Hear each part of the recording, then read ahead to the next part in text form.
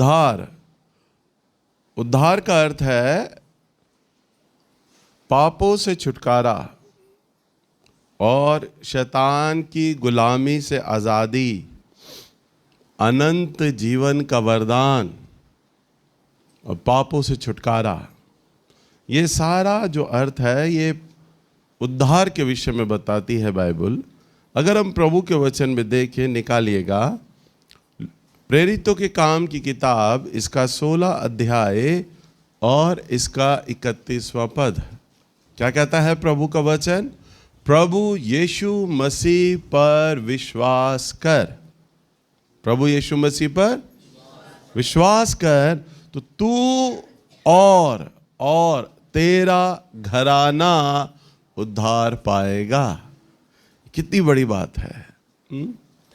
एक व्यक्ति प्रभु को जानता है, विश्वास करता है, अपने पापों का अंगीकार करता है प्रभु के आगे, प्रभु यीशु को ग्रहण करता है, प्रभु यीशु मसीह से उसका एनकाउंटर होता है, उसका मिलना होता है, प्रभु उसके जीवन में आ जाते हैं, और वो व्यक्ति अपने पापों से छुटकारा पाता है। और लिखा है और तेरा घराना, यानी तेरा पूरा परिवार। कितनी बड़ी सामर्थ है ये। अगर हम इसको सही समझो में तरीकों में समझें तो जो उद्धार है ना, केवल एक रस्म नहीं है, एक औपचारिकता नहीं है कि पानी में गए, डुबकियां लगा दी, आपके पाप माफ हो गए। हिंदू धर्म के अंदर डुबकियां लगाई जाती हैं, मसीहों में बपतिस्मे में डुबकी लगाई जाती है पानी में। तो कई क्रिश्चियंस लोग ये विचार करते हैं, हमारा तो बचपन में बपतिस्मा हुआ था, मेरा भी बचपन में बपतिस्मा हुआ था, मेरा खुद का, जब मैं 3 दिन का था, मुझे पता ही नहीं था मेरा बपतिस्मा हो रहा है। गोद में लिया पादरी साहब ने 3 दिन के बच्चे को और पानी डाला मुझ पे, छींटा मारा, हो गया मेरा बपतिस्मा। जब बड़ा हुआ मुझे पता चला मेरा तो बपतिस्मा हुआ। वो एक आत्मिक घमंड था, हम तो शुरू से ईसाई है, बपतिस्मा हो चुका है। परंतु आज मसीह लोगों को यही तो भ्रांतियां हैं, हमारा फलाने पादरी ने, फलाने चर्च में, फलाने बिशप ने बपतिस्मा दिया था। हिंदू धर्म के अंदर आ जाओ, वहाँ पर वो हरिद्वार में या अलग अलग जगहों में जाकर, गंगा नदी में जाके वो डुबकी लेते हैं, वो घमंड से भर जाते हैं, हमने तो फलानी जगह पर गए थे, हमने तो डुबकियां लगाई थी, हमने 7 डुबकियां लगाई, हम पूरी रात पानी में खड़े रहे, ना जाने क्या क्या है। मैं किसी की भावनाओं को ठेस नहीं पहुंचा रहा, परंतु मैं वो बता रहा हूं जो परमेश्वर का वचन बाइबल बताती है। तो यहां पर वचन में लिखा है, यदि तू उद्धार पाएगा तो तेरा घराना उद्धार पाएगा। उद्धार एक रस्म नहीं है, एक औपचारिकता नहीं है, उद्धार एक सामर्थ है। हालेलुया। उद्धार क्या है? एक सामर्थ है। जब आप प्रभु से मिलते हो, प्रभु का वचन कहता है जब तुम पर पवित्र आत्मा आएगा तो तुम सामर्थ पाओगे। जब आप प्रभु यीशु मसीह से मिलते हैं तब आप एक नॉर्मल असामान्य व्यक्ति नहीं हो जाते, बल्कि असामान्य व्यक्ति हैं। अब आप नॉर्मल नहीं रहे, अब आप सामर्थी हो गए हैं। अब जब आप सामर्थी हो गए हैं ना, तो यही उद्धार की जो सामर्थ है वो दूसरे लोगों को छूने लग जाएगी। हालेलुया। आप समझ पा रहे हैं? सबसे पहले अपने परिवार के अंदर मैंने अपने प्रभु को जाना, मैंने जल का बपतिस्मा लिया, आमोस भैया के यहाँ गया, मेरे पापों से छुटकारा हुआ, मेरा अभिषेक हुआ, उस अभिषेक को लेकर मैं आया। उसके बाद मेरे परिवार के लोग प्रभु को जानने लग गए। सबसे पहले मैं सेवा में आया, उसके बाद मेरी बहन आई, मेरे पिता आए, सब लोग परिवार के धीरे धीरे लोग आने लगे, प्रभु का आत्मा पकड़ने लग गया। तू और तेरा घराना, पूरे परिवार को प्रभु पकड़ने लग गए। अब यही उद्धार की सामर्थ मेरे जीवन से जब बहने लगी तो दूसरे लोग, केवल परिवार के लोग नहीं वरन दूसरे लोग भी प्रभु को जानने लग गए। हालेलुया। और आज हम अपने सामने एक बड़ी कलीसिया को देखते हैं। तो ये उद्धार एक फॉर्मेलिटी नहीं है, औपचारिकता नहीं है, वरन सामर्थ्य है। जब कोई व्यक्ति प्रभु से मिलता है तो वह सामर्थी हो जाता है। अगर हम प्रभु के वचन में, बाइबल के अंदर हम कुछ अगर उदाहरणों को देखें, निकालिएगा लूका की किताब, इसका 19 अध्याय, यहां पर हम इसके पहले पद में अगर हम देखते हैं, यहां पर क्या वचन में लिखा है। प्रभु जब जा रहे थे तो वहां एक नाटा व्यक्ति, नाटा कहते हैं ना, बहुत कद छोटा होता है, वो व्यक्ति, उसका नाम जक्कई था, और वो लिखा है वचन में, चुंगी लेने वालों का सरदार था। चुंगी क्या था? टैक्स। और उस समय चुंगी लेने वाले जो थे ना, उनको अच्छी निगाह से नहीं देखा जाता था। क्यों नहीं देखा जाता था? राजा ने मान लो चुंगी ठहराई है 5%, राजा ने तो हुक्म दिया है 5%, पर जनता को तो नहीं पता। आजकल तो टीवी मीडिया है, व्हाट्सएप है, न्यूज़ है, दुनिया भर से आपको जानकारी पता चल जाती है। दुनिया में किस जगह क्या कोने में हुआ, हमें बड़ी आसानी से पता चलता है। पर तब ऐसा नहीं होता था। तब तो राजा ने हुक्म दे दिया, और वो जो ऊपर के अधिकारी होते थे, केवल उन्हें पता होता था। जनता तक तो अधिकारी बात को पहुंचाया करते थे, और राजा को भी नहीं पता होता था कि जनता तक ये खबर पहुंची है या नहीं पहुंची है, तो कितनी पहुंची है ये नहीं पता होता था राजा को। पर जो ऊपर के अधिकारी होते थे ना, मान लो राजा ने 5% ठहराया है कर, यानी टैक्स लेना है, और वो लेते थे 15%, 20%, 4 गुना, 30%, 8 गुना, कई कई गुना वो लिया करते थे। और जक्कई जो था ना, उनका सरदार था, लालची आदमी, स्वार्थी आदमी, और उसने सारे टैक्स कलेक्टरों पर, सारे चुंगी लेने वालों पर ये बोल रखा था, इन लोगों से सबसे ज्यादा का ज्यादा कर वसूलना है। और उसको चाहे उनके घर में खाने को है नहीं है, कपड़ा पहनने को है नहीं है, उन्हें अपने कर से रहता था बस। राजा के सैनिक उनके संग चला करते थे, और जो गरीब परिवार है जिसके पास है नहीं, उसे कोड़े मारते थे, उसका सामान छीन लिया करते थे, महंगा सामान, उसको बेचकर वो अपना कर वसूलते थे। एक तरह के डाकू होते थे, सरकारी डाकू होते थे वो। तो लोग उन्हें अच्छी निगाह से नहीं देखते थे। जक्कई का यही तो काम था। और हम वचन में देखते हैं, जक्कई पेड़ के ऊपर चढ़ा हुआ था और प्रभु यीशु मसीह को देख रहा था। उसके मन में इच्छा थी, उसने सुना था प्रभु के बारे में, वो मुर्दों को जिंदा करता है, लंगड़ों को चलाता है, आशीष देने वाला परमेश्वर है, वो जहाँ जाता है चमत्कार होने लगते हैं।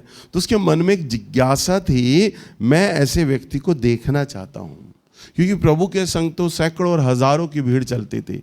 तो वो पेड़ के ऊपर चढ़ गया, क्योंकि भीड़ आ जाएगी, कद का गिट्ठा है, देख नहीं पाएगा, तो पेड़ के ऊपर चढ़ गया, दूर से प्रभु को देख रहा है।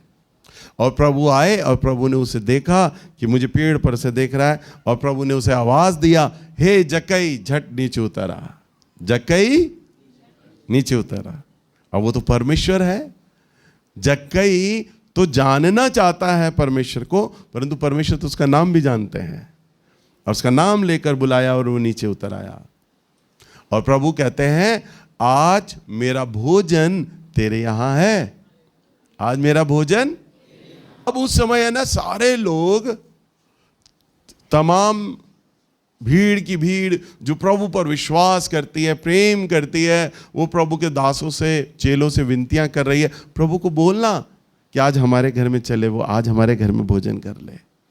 हैं? तो चेले आपस में बोलते होंगे, अभी हम बात करते हैं, अभी कहीं रब्बी रुक जाएं, बैठ जाएं, हम बात करेंगे, तसल्ली रखो, तसल्ली रखो, हम बात करेंगे। जो लोग बेचारे सेवा कर रहे हैं, प्रभु के साथ चल रहे हैं रात दिन, वो आशा कर रहे हैं प्रभु आएगा, हमारे घर में बैठेगा, खाना खाएगा, हम खिलाएंगे, सेवा करेंगे। प्रभु कहते हैं, मेरा भोजन तेरे घर में है। अब लोग अचरज कर जाते हैं, अरे ये तो टैक्स लेता है, रब्बी को मालूम नहीं टैक्स लेता है, ये कर वसूलता है, ये है, लोगों को कैसे कोड़े मारता है, लूटता है, सरकारी डाकू है ये तो। और वो ऐसा करके विचार करने लग गए। परंतु प्रभु जक्कई के साथ गया, और जक्कई बड़ी खुशी खुशी प्रभु को लेकर गया, और उसने कहा, अरे सारे इस्राएली लोग प्रभु यीशु मसीह के पीछे हैं, सैकड़ों और हजारों की तादाद में प्रभु के पीछे हैं, अब लोगों में है ना मेरा मान बढ़ जाएगा, मैं कोई लूट नहीं रहा हूं लोगों को। अरे एक बड़ा धर्मी आदमी जिसके पीछे सारे यरूशलेम के यहूदी लोग हैं, वो मेरे घर में आया है और खुद उसने मुझे कहा है कि मैं तेरे घर में खाना खाऊंगा, मेरा सम्मान बढ़ेगा, और वो उसको लेकर आ गया। परंतु हम देखते हैं बाइबल में यह नहीं लिखा कि वहां पे बातें क्या हुई। जब कहीं खाना परोस रहा होगा, खाना खिला रहा होगा, भीड़ आकर बैठी होगी दरवाजे पर, चेले बैठे होंगे, प्रभु से बातचीत चल रही होगी और प्रभु उन्हें प्रभु के बारे में बता रहे होंगे। और जक्कई है ना, उस समय उस भोजन को निकाल रहा था, खाना परोस रहा था, पर जक्कई का ध्यान प्रभु की बातों पर था। वो प्रभु यीशु मसीह को जानना चाहता था, ये कौन व्यक्ति है। परंतु जब उसने प्रभु की बातों को सुना, उसका मन टूट गया, उसका मन पाप से भर गया। मैंने ऐसे घृणित अपराध किए हैं, मैंने विधवाओं को लूटा है, मैंने गरीबों को लूट लिया है, मैंने बड़ा लालच किया है, मैं पापी मनुष्य हूँ, ऐसे व्यक्ति को जिंदा रहना योग्य जीवन नहीं है। वो विचार करने लग गया प्रभु का वचन सुन के। और प्रभु ने अपने वचन में बोला है ना, तुमने मुझे नहीं चुना वरन मैंने तुम्हें इस जगत से चुन लिया है। हालेलुया।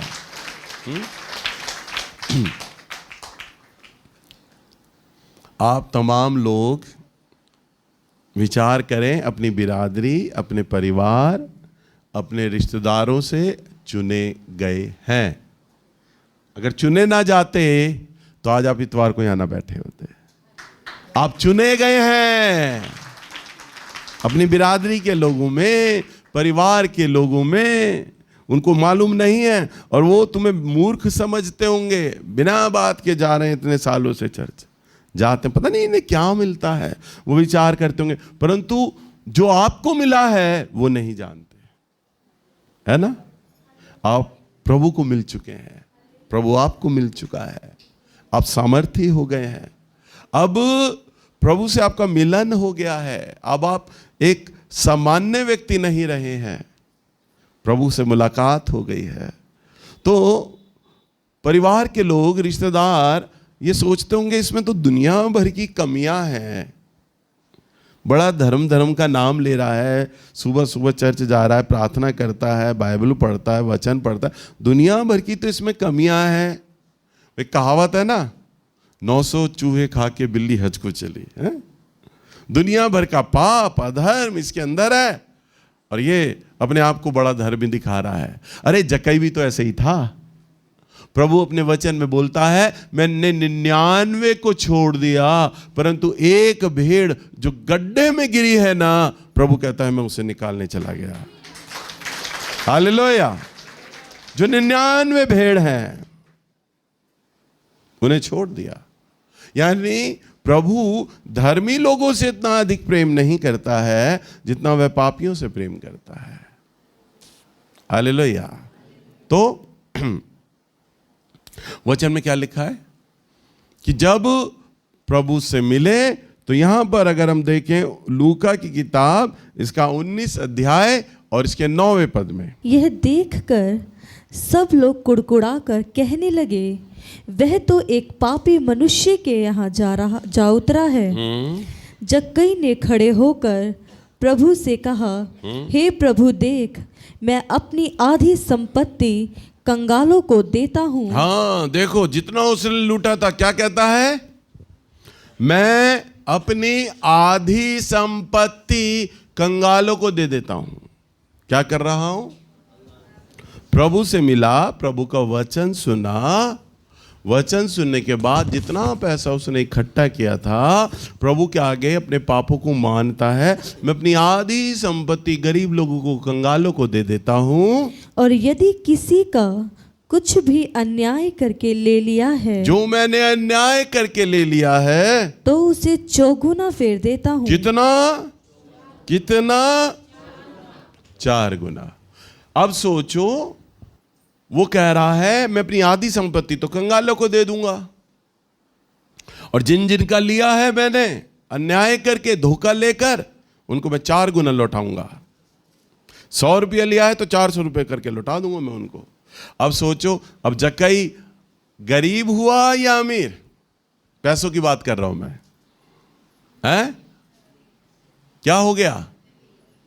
जो सबसे धनी आदमी था ना, जो रेशमी कपड़े पहनता था, जिसके संग सैनिक चलते थे, दास चलते थे, अब वो गरीब हो गया, कंगाल हो गया। आधी संपत्ति तो उसने गरीबों को दे दी, और जो कंगाल थे उन्हें 4-4 गुना करके दे दिया। और आगे क्या लिखा है? तब यीशु ने उससे कहा, तब कब बोला? जब उसने अपराधों को स्वीकार किया, और अपराध स्वीकार करने के बाद उसने पश्चाताप वाला जीवन जीने के लिए संकल्प कर लिया, वाचा बांध लिया, मैं ऐसा करूंगा, मैं ऐसा करूंगा। कई लोग बीड़ी जेब में रखते हैं, गुटखा जेब में रखते हैं, नशा रखते हैं, अपने अंदर जीवन की बुराइयां रखते हैं, परंतु प्रभु को कहते हैं, प्रभु तू हमारा जीवन को बदल दे, हमारे अपराधों को क्षमा कर दे। कैसे करेगा? जक्कई ने तो जब प्रभु का वचन को ग्रहण किया ना, तमाम बुराइयां छोड़ दी उसने। मैं कंगालों को अपना आधा दे दूंगा, और जिनका अन्याय किया है उनका 4 गुना मैं फेर दूंगा। कंगाल हो गया वो पूरी तरह, जैसे ही कहा उसने। तब प्रभु यीशु मसीह कहते हैं, हाँ, आज इस घर में उद्धार आया है, आज इस घर में उद्धार आया है। हालेलुया। प्रभु ने बोला आज इस घर में क्या आया है? जिस वक्त आप प्रभु के आगे अपने अपराधों को स्वीकार कर लेते हैं, अपने पुराने जीवन से फिर जाते हैं, प्रभु का वचन कहता है वो व्यक्ति जो हल पर हाथ रखकर पीछे मुड़कर देखे ना, वो मेरे राज्य के योग्य नहीं, वो मेरे राज्य के योग्य नहीं। जो हल पर हाथ रखकर, यानी हल पर हाथ रखने का मतलब जो पुराने जीवन की ओर जाता है। किसान जब हल पर हाथ रखता है तो वो आगे आगे बढ़ता जाता है, परंतु जो व्यक्ति पुराने जीवन की ओर जाता है, पुराने जीवन, हमारे चर्च में से कई लोग आ रहे हैं यहाँ पर, जब वो मुझसे मिलते हैं, मुझसे बातचीत करते हैं, उनका वही पुराना सोच है, उनकी वही पुरानी आदतें हैं, वही पुराना चाल चलन है, नहीं छोड़ पा रहे वो अपने जीवन को, पुराने जीवन को। परंतु प्रभु क्या कहता है? उद्धार कब आता है? जब आप अपने पुराने जीवन को छोड़ते हैं। अब मैं फिर आ जाता हूं, केवल डुबकी लेने से पाप छुटकारा नहीं मिलता, उद्धार नहीं मिलता। चाहे आप क्रिश्चियन तरीके से आप ले लो, बपतिस्मा ले लो पानी में डूबकर, चाहे हिंदू धर्म से ले लो, चाहे मुस्लिम धर्म से कर लो, कोई भी धर्म अपना लो, अगर आपने अपने जीवन की पुराना जीवन, पाप वाला जीवन नहीं छोड़ा। अच्छा ये बताओ, आपको रोज नहाने की जरूरत पड़ती है, रोज कपड़ा बदलने की जरूरत पड़ती है, क्यों? क्योंकि गर्मी बहुत है, पसीना आ जाता है, मट्टी है, आपकी गंदगी आपके शरीर को लग जाती है, आप क्या कर लेते हैं? नहा लेते हैं। और नहाने के बाद क्या वही मट्टी वाला कपड़ा, वही पसीने वाला कपड़ा पहनते हो? नहीं पहनोगे, क्योंकि मालूम है मैं अगर नहा भी लिया ना, तो जो गंदगी वाला कपड़ा है, पसीने वाला कपड़ा अगर मैंने पहन लिया, तो सामने वाले को मेरे पास से पसीने की स्मेल आएगी, बदबू आएगी, और वो मुझसे सवाल करेगा तुम नहाए नहीं क्या आज, बड़ी पसीने की बदबू आ रही है। तो तुम्हारा नहाना तो बेकार चला गया, क्योंकि नया कपड़ा, नया स्नान था तो नया वस्त्र भी तो होना चाहिए था। हालेलुया।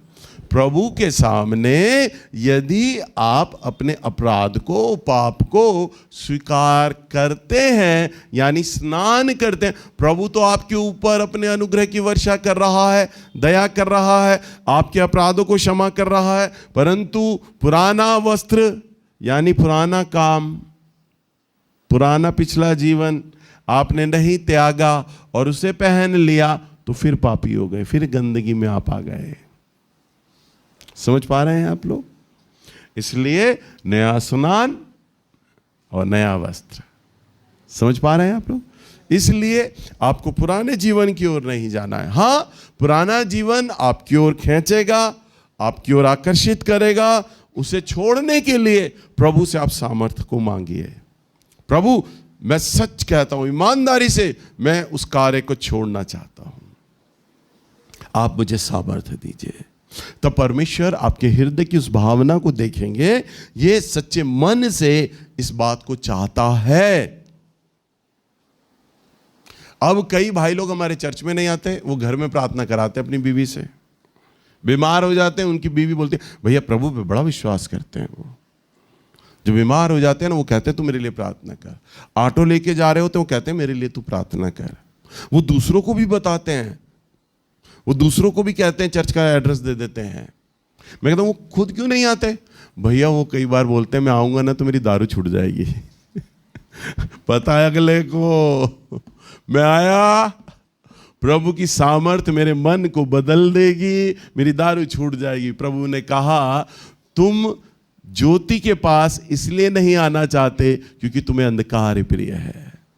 कई लोगों को है ना अपना पाप बड़ा प्रिय लगता है, और वो जानते हैं परमेश्वर सच्चा है, जीवित है। दूसरे जा रहे हैं, उनका जीवन बदलते हुए देख रहा है, पत्नी का जीवन बदलते देख रहा है, पर खुद नहीं आ रहा। मालूम है मेरी दारू छूटेगी उसी दिन। हालेलुया, समझ पा रहे हैं ना? प्रभु तो जिंदा परमेश्वर है, जीवित है, तो वह उद्धार की सामर्थ रखता है। ऐसे हम एक और दूसरा उदाहरण को देखेंगे। निकालिए लूका की किताब, इसका 23 पद में। यहां पर 2 डाकू हैं जो प्रभु यीशु मसीह के साथ क्रूस पर चढ़ाए गए हैं, और दोनों डाकू आपस में बातचीत करते हैं। एक डाकू प्रभु यीशु मसीह से कहता है, अरे मैंने तेरे बारे में सुना है, तूने तो लंगड़ों को चलाया है, अंधों को आंखें दिया है। इसका 23 का 39 से 43 पद में ये घटना मिलती है। तब यहां पर क्या होता है कि वो बातें आपस में डाकू लोग कर रहे हैं। परंतु प्रभु यीशु मसीह से वो डाकू बोलता है, तू तो सच्चा परमेश्वर मैंने सुना है, लंगड़ों को चलाया, अंधों को आंखें दिया, मुर्दों को भी जिंदा करता है, तू तो चमत्कार कर लेता है। देख कितना दर्द हो रहा है क्रूस पे, तुझे भी और मुझे भी। ऐसा कर अपने आप को उतार ले और मुझे भी उतार दे, मैं विश्वास करूंगा तुझ पर। मैं क्या करूंगा? विश्वास। आपके परिवार के लोग, आपके रिश्तेदार भी तो बोलते होंगे, जिस दिन तुम्हारे घर में कार खड़ी हो जाएगी हम विश्वास करेंगे, है ना?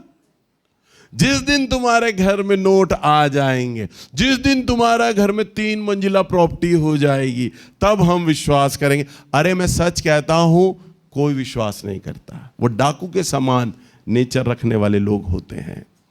प्रभु यीशु मसीह जानते थे, पहली बात तो प्रभु ऐसा करते ही नहीं, क्योंकि वे थे उद्धार के लिए क्रूस पर चढ़ाए गए थे। वो जानते थे अपना मिशन। अगर वो करते भी ना, वो जानते थे कि विश्वास ही नहीं करेगा। जो अपना मतलब हल कर रहा है। हमारे एक चाचा थे, तब हमारी हैसियत ऐसी हुआ करती थी कि हम दूसरों से है ना साइकिल उधार मांग के जाते थे। दूसरी एक पड़ोसी, हम उनसे उधार मांगते थे, हमें आंटी वहाँ जाना है, अंकल जी वहाँ जाना है, थोड़ी देर के लिए साइकिल मिलेगी क्या, ऐसे। और कहाँ जाना है? परली गली में नहीं जाना होता था, चांदनी चौक, मेहरौली, छतरपुर, इतना दूर मैं साइकिल से जाता था मांग कर उधार की। सोचो, कोई बाइक, कोई गाड़ी, कुछ नहीं होती थी। आज तो प्रभु हमें अच्छी गाड़ियां दे रहा है चलाने के लिए, उस समय नहीं था। परंतु हमारे एक चाचा थे, तो वो ये कहा करते थे, जिस दिन तुम्हारे घर में कार खड़ी हो जाएगी ना, मैं तुम्हारे प्रभु पर विश्वास कर लूंगा। हम चर्च की जाके सीढ़ियां धोया करते थे, सेवा करते थे प्रभु के भक्तों की, उन्हें खाना खिलाने की कोशिश करते, चाय पिलाने की कोशिश करते, भेंट देते, दशमांश देते। तो वो हमारा मजाक बनाते थे, कुछ नहीं होने वाला तुम्हारा, कार खड़ी होगी तब विश्वास करूंगा। और हुआ भी ऐसे ही। जब वो जिंदा थे, उनके सामने जीते जी कार आ गई थी, और मैंने उन्हें बुलाया था। मैंने उन्हें बुलाया इसलिए नहीं कार दिखाने के लिए, प्रभु का काम दिखाने के लिए। और जब वो आए ना, मेरे से बोला नहीं गया था, इतना रोए जा रहा था, मेरी हिचकी चल पड़ रही थी, सांस रुक गई थी, शब्द मुंह में नहीं थे, मेरे शब्द साथ नहीं दे रहे थे। परमेश्वर के काम को देखकर मैं अपने उस पुराने जीवन को याद कर रहा था। साइकिल नहीं थी, आज कार खड़ी है। मैं चाचा को बार बार दिखा रहा था, चाचा ये देखो, ये देखो। मैं उन्हें बोलना मांग रहा था, आप कहते थे ना साइकिल खड़ी होगी तो मैं विश्वास करूंगा, आज कार खड़ी है देखो। तो मैं रोते रोते उन्हें उंगली कर करके दिखा रहा, देखो कार खड़ी है, प्रभु ने चमत्कार किया है। और जब उन्होंने विश्वास किया कि सच में अब ये गरीबी से निकल रहे हैं, मैं कार नहीं ले पाया, इसने कार ले ली। तब एक बार उनका बेटा बीमार पड़ गया, बहुत सख्त बीमार, दिमाग पे बुखार चढ़ गया। वो जहांगीरपुरी रहते थे और अचानक डॉक्टर के पास लेके गए। डॉक्टर ने बोला इस लड़के के दिमाग पे बुखार चढ़ गया है, बचने की उम्मीद कम है, किसी बड़े अस्पताल में लेके जाओ। वो सीधा ऑटो चलाया करते थे, उन्होंने अपने बच्चे को ऑटो में डाला, 8 साल का बच्चा था। और हम ढका में रहा करते थे, हमारा मकान ऊपर था, हम ऊपर वाले फ्लोर में रहा करते थे। नीचे गाड़ी खड़ी करी और रोते रोते गली में चिल्ला रहे मेरा नाम ले लेके, नीलू नीलू। मैं बाहर निकल कर आया, मुझे कहते मेरे बच्चे को बचा ले, और वो गोद पे वो लेके रो रहे हैं गली में। डॉक्टर के पास नहीं गए, उनको पता था समय कम है मेरे लड़के के पास, डॉक्टर नहीं बचा पाएंगे।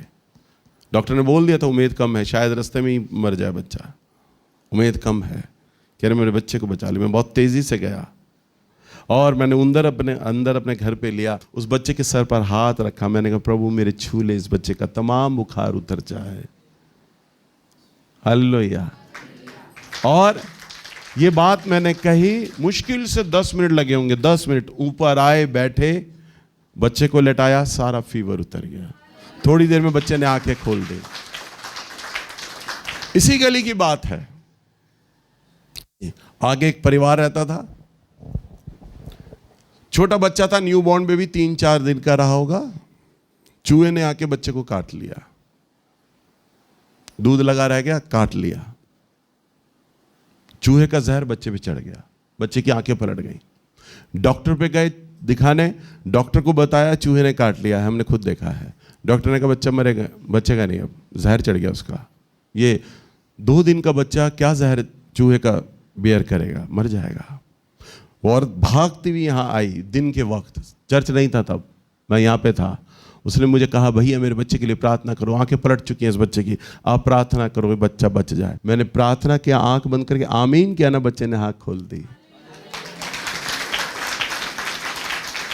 मेरे प्रभु ने मेरी आमीन होने से पहले पहले बच्चे को चंगा कर दिया, आंख खोल दी बच्चे की। हालेलुया। तो ऐसा है परमेश्वर। विश्वास करने वालों की अलग कैटेगरी है, परंतु जो आपको चैलेंज करते हैं, तुम्हारे घर में कार खड़ी हो जाएगी, तुम्हारे घर में ये हो जाएगा, तो हम विश्वास करेंगे। वो कभी विश्वास नहीं करते। तो आपके परिवार, आपकी बिरादरी, आपके पड़ोस में ऐसे अगर लोग होंगे ना, और वो ये चुनौतियां देते होंगे, तो सुन लेना। पर मैं ये जानता हूं अगर आप प्रभु पे बने रहे तो प्रभु आपको अवश्य उठाएगा। हालेलुया। अगर हम 23 का 39वें पद में पढ़ें, क्या लिखा है? उसने उससे कहा, मैं तुझसे सच कहता हूं कि आज ही तू मेरे साथ स्वर्ग लोक में होगा। हाँ, प्रभु ने उससे वायदा लिया। वो कहता है प्रभु जब तू अपने राज्य में आएगा तब तू मेरी सुधि लेना, मुझे याद कर लेना। मैंने अपराध किए हैं, हत्याएं की हैं, बलात्कार किए हैं, मुझे तू याद रखना, मैं तुझे ग्रहण करता हूं। तब प्रभु ने कहा मैं तुझसे सच सच कहता हूं, प्रभु यीशु से वायदा दे रहे हैं, तो आज ही मेरे साथ स्वर्ग में होगा। 1-2 डाकू एक जैसा काम करने वाले, दोनों की मृत्यु क्रूस पर होती है। एक सीधा नरक गया और एक सीधा प्रभु के संग स्वर्ग चला गया। जो प्रभु को ग्रहण करता है, अपने अपराधों को परमेश्वर के सामने मान लेता है, तो वह स्वर्ग का अधिकारी हो जाता है, उसका उद्धार हो जाता है। तो ये उद्धार आपका बिना किसी कर्म के द्वारा नहीं आता, बिना किसी काम के द्वारा नहीं आता, केवल विश्वास और पश्चाताप के द्वारा आता है। हालेलुया। केवल विश्वास और पश्चाताप के द्वारा आता। आपको कोई सामग्री लेने की जरूरत नहीं है, कोई सामान रखने की जरूरत नहीं है, कुछ कर्म करने की जरूरत नहीं है। अरे ये तो प्रभु की दया है, उसका अनुग्रह है कि वो हमें क्षमा कर देता है, क्योंकि हम परमेश्वर की औलाद हैं, संतान हैं। प्रभु हमसे प्रेम करता है।